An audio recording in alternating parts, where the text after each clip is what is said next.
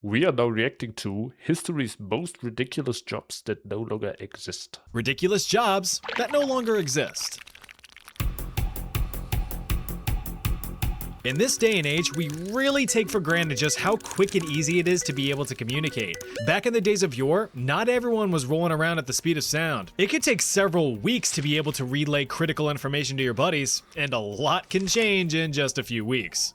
Nevertheless, delayed information was better than no information at all, and that's why highly trained long-distance messengers could make or break empires. First used thousands of years ago in ancient times, couriers were the best and fastest form of communication pretty much up until the invention of the telegraph in 1837. Do plumbers still exist? Sure, boats and trains made things a tad bit faster, but the principle was pretty much unchanged, physically transporting documents from point A to point B.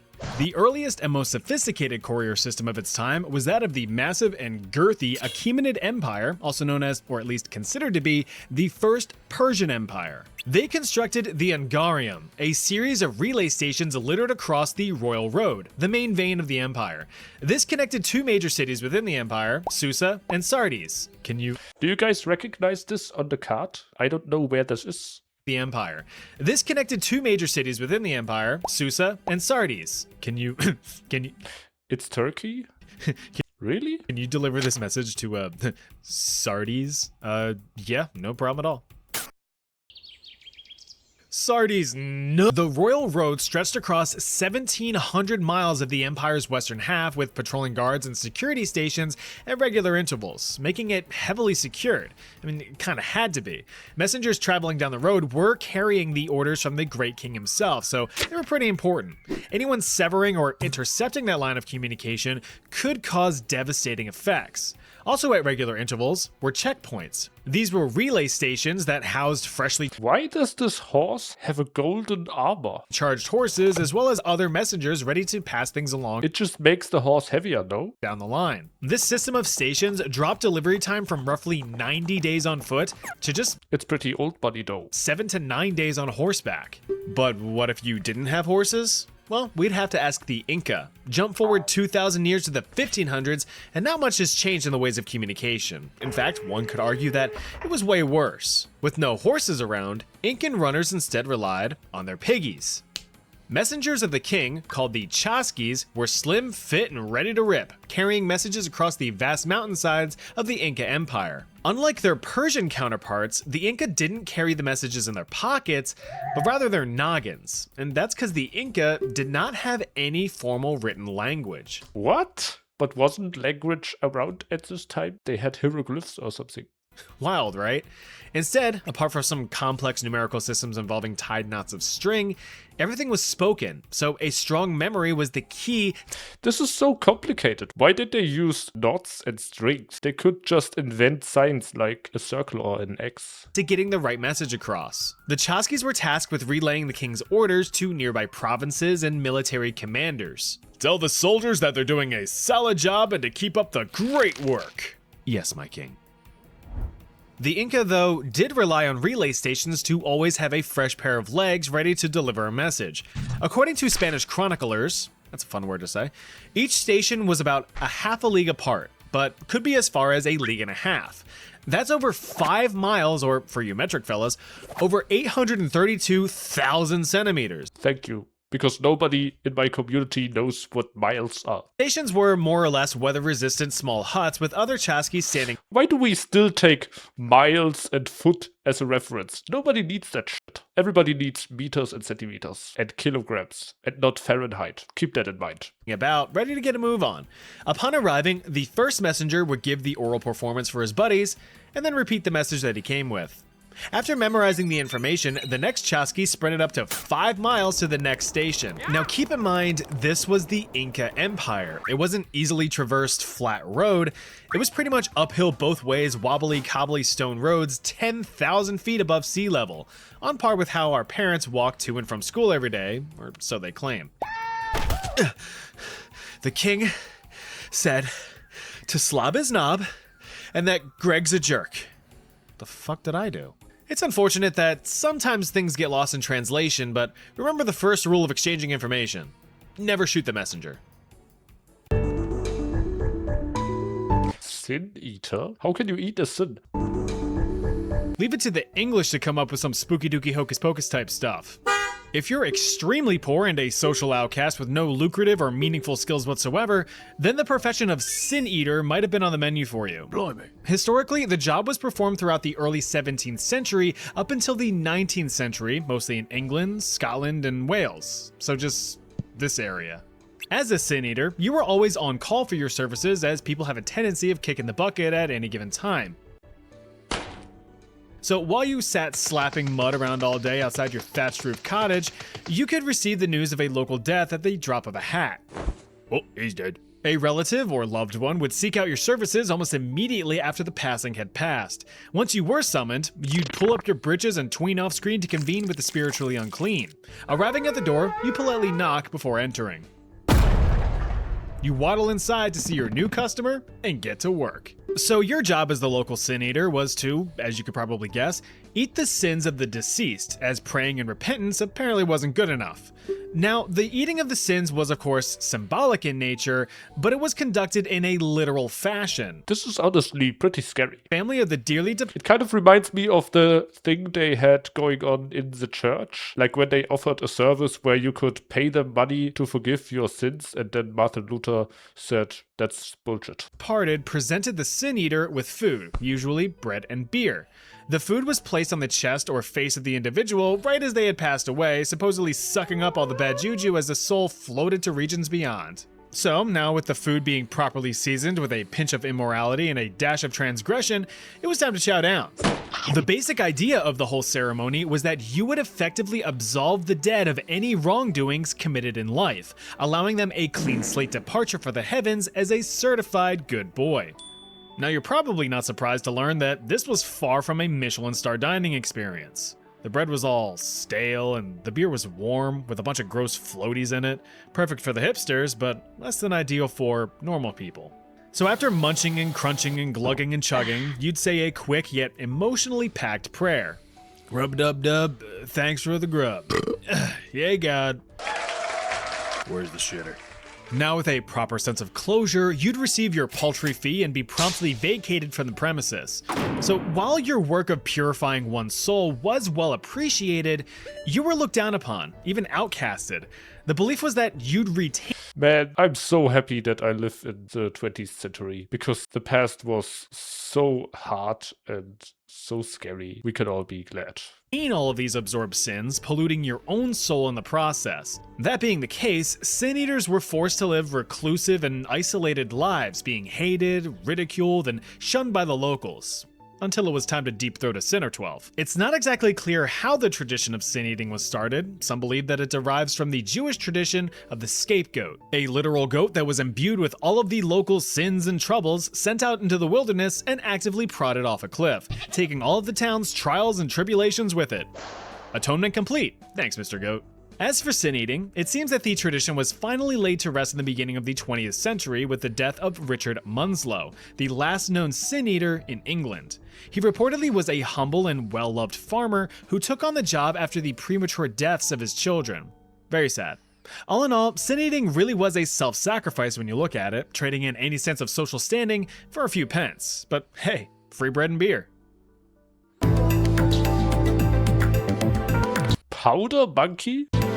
If you thought your childhood was rough, imagine Oh no, this shit is scary. dipping, diving, ducking, and dodging your way through cannon fire while slugging a heavy sack of gunpowder on a ship in the middle of the ocean. That's what powder monkeys had to deal with almost on a daily basis. But why are they called monkeys? So while you may have been pissed at your mom for taking your Game Boy away for a few days, powder monkeys were grateful if they even saw tomorrow. Back during the Age of Sail, naval warfare was a pretty common occurrence, ships just blasting big metal balls at each other in hopes of sinking the other guy faster or causing enough damage to warrant a surrender. In order to give yourself a fighting chance, you needed a well-trained, well-supplied crew who knew their way around cannons. Besides ammunition, the cannons needed a propellant to send those cannonballs barreling at the faces of the enemy. That propellant, of course, was gunpowder. In the heat of battle, every trained sailor needed to man their stations and execute their responsibility What kind of boat is this? I feel like it would immediately sink. in order to have a decent shot at survival. But one responsibility that didn't need much training outside of carry this shit and run over there was that of supplying powder to the cannoneers. Since there wasn't much to the job description, the task was given to young boys, usually between the ages of 12 and 14. You see, back in this time, between the 16th and 19th centuries, people were just cranking out kids, especially the poor. Simultaneously, nature was just cranking out infectious and deadly diseases. I feel like, sadly, that's still the case today. And industry was cranking out fatal working conditions, both of which were promptly streamlining children into the orphanage pipeline. This, of course, caused orphanages to become overburdened, and they needed some relief. And where's the best place to put able-bodied youngsters just looking for any kind of future?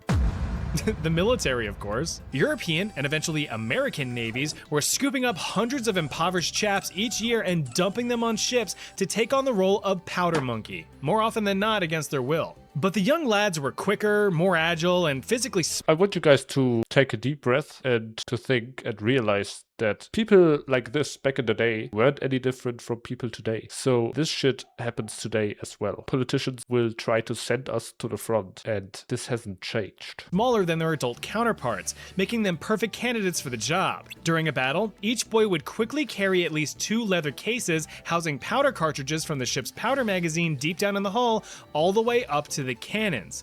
A dangerous job for sure, but a critical one for the success of Why do they have so many barrels? all the way up to the cannons. A dangerous job for sure, but a critical one for the success of the skirmish. Oi lad, bring me that very explosive powder, eh? And be quick about it. Yes sir, right away sir. That's a good lad. In exchange, the young fellows were clothed, fed, and given beds, even a little bit of education to fill their heads. The plan was to have the boys eventually become official, full-time members of the Navy, assuming that they survived to adulthood. Yet despite the fact that they were a key part of the crew, they held no formal naval rank on the ships which they served. Now, while it was Wait, why did they hire Greta Thunberg? Is this Greta Thunberg? nice to have a place to call home, clothes on your back, and food in your belly, it of course came with the steep price of witnessing the horrors of war. Just to clarify, I said that powder monkeys were usually between the ages of 12 and 14. But in reality, some were much younger, with some documentation showing cases of children as young as 7 years old. These little guys were subjected to watching their fellow crewmen being blown to smithereens, impaled by split bits of ship, blinded by shrapnel, or having limbs ripped from rogue cannon fire. None of which they were immune to themselves, mind you. It wasn't until the end of the War of 1812 that formal regulations were put in place, preventing any recruitment of powder monkeys under the age of 12 We could be so happy that we live in the 20th century. from serving on ships in the United States. The British followed in suit with an age limit of 13 for the role, though these age restrictions were still often ignored. The practice did, however, fully die out in the mid-1800s once child labor laws were put in place and technology made the role But I feel like this would still be the best job if you compare it to these guys. They are far more likely to be hit by a cannon. obsolete. Sorry kids, looks like it's a big old box of PTSD for Christmas this year. Euroscopist? Medieval medicine was wild. Physicians back then were really just throwing anything at the wall to see what stuck, which led to a bunch of strange medical practices that would, luckily, fall out of favor once modern medicine emerged. One such practice was that of uroscopy, the art and science of checking out your pee to determine your health. Now I know what you're thinking. Isn't this still used in the modern day? Yes, but no. Urinalysis, as it's practiced today, uses chemical, physical, and microscopic analysis of urine samples to generate quantitative data for diagnosis. Uroscopy, on the other hand, well, it had dudes snooping, sniffing, and sipping your pee. Well, Doc? I need a second opinion.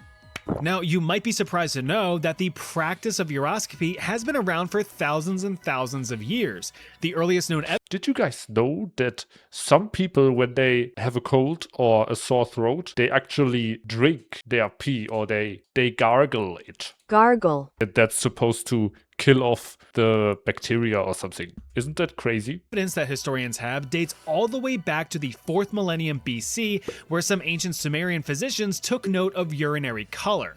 Perhaps the most profound early evidence that we have comes from the ancient Egyptians around 1550 BC. This is the Ebers Papyrus, a 65-foot-long Man, I love Egyptians. They were so smart. Almost as smart as me. Not quite, but they were smart. medical scroll from ancient Egypt's New Kingdom era. This single document details over 800 diagnoses and remedies for all kinds of conditions ranging from skin problems, eye problems, burns, tumors, a limp, broken bones, backwards teeth, brown parasites, and of course, urinary conditions. The study and examination of urine continued for a while, but the formal occupation of uroscopist is believed to have been introduced between the 4th and 7th centuries in the Byzantine Empire, hitting its peak in the Middle Ages. According to medieval Welsh medical texts, it was believed that urine was the filtrate of the 4 humors: black bile, yellow bile, phlegm, and blood.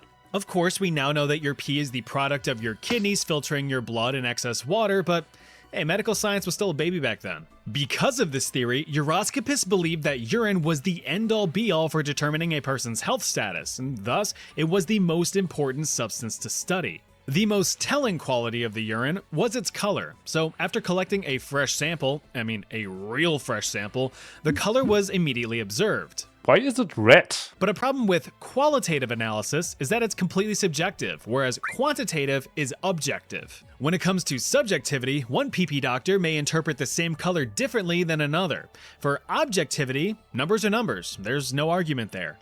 In order to mitigate subjectivity and establish some sort of consistency, the piss percipients often constructed quick reference guides to use as a standard for Those and those are the same, and this is the same as this, and this is the same as this. I mean, what's the difference between these two? diagnosis, sharing their knowledge across heavily detailed manuscripts. I feel like these dudes were just scammers. They were promising you to make you healthy, but they didn't really do anything. As an example, if your urine was clear, you might have some spleen issues. If it was dark red, your liver's too hot.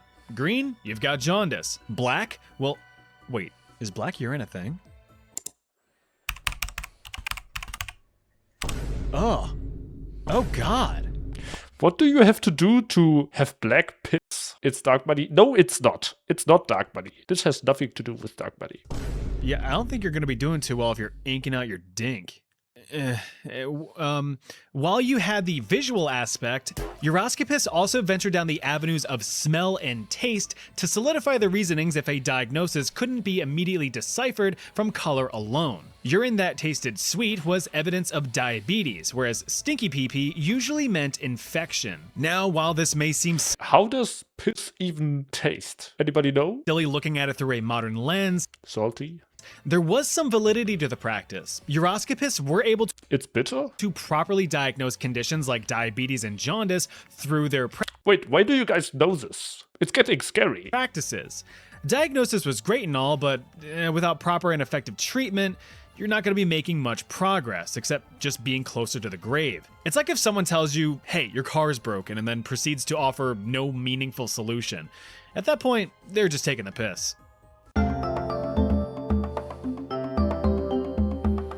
The ultra wealthy really love spending their money on stupid shit. They love it, in fact. When you've got more money than you could spend in 50 lifetimes, why not? Dumping the most expensive champagne on luxury watches, a fifth mansion on the beach, rigging elections, whatever tickles their sacks. But ostentatious spending is nothing new.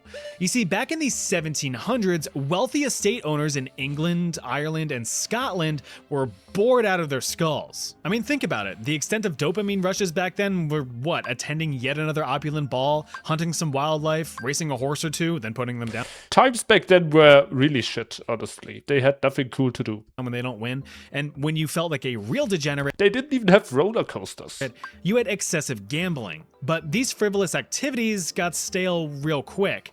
There needed to be something fresh, something grand, something right in your own backyard. That's when the idea of the English landscape gardens started to bloom, transforming sprawling grounds of estates into picturesque and serene scenes. Replacing the clear-cut and formal gardens of their French counterparts, English landscapes were to appear engineered by nature itself, with natural slopes, ponds, groupings of trees and flowers, a nice boulder or two, and organic decoration. These established wonderful getaways for owners and guests alike to retreat and get in touch with nature.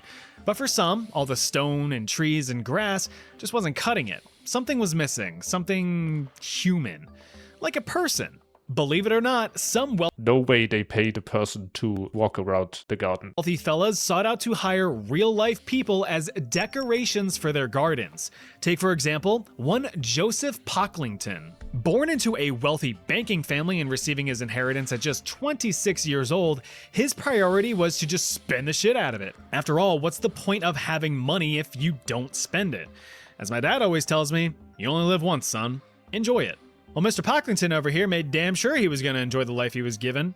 After purchasing his own private island on a lake, he commissioned the construction of his own armed fortress, a druid temple, and several natural grottos. Is that Playmobil right here? In order to make the estate seem more lively, he advertised employment for a man to live in his garden, demanding that the man, quote, live for 7 years without washing or cutting his hair or nails. What's up with the fucking rich people? Why are they always so interested in this strange, weird shit? The man was to never speak or interact with any guests and would spend his lonely days in an artificial cave.